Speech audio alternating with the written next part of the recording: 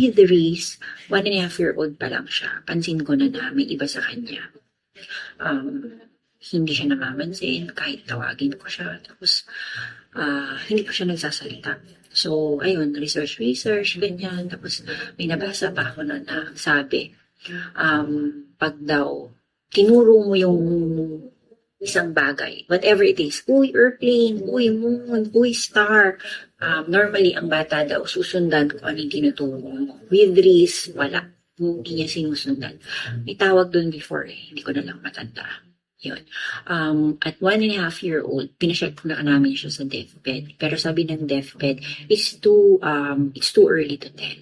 So, siguro mga nakatatlong balik kami sa deathbed bago na-diagnose si Reese. Nung na-diagnose si Reese, although alam ko na, persistent na ako, 1.5-year-old pa lang, dinadala ko na siya sa deathbed, umiyak pa rin ako. Akala ko hindi na ako iiyak, pero umiyak talaga.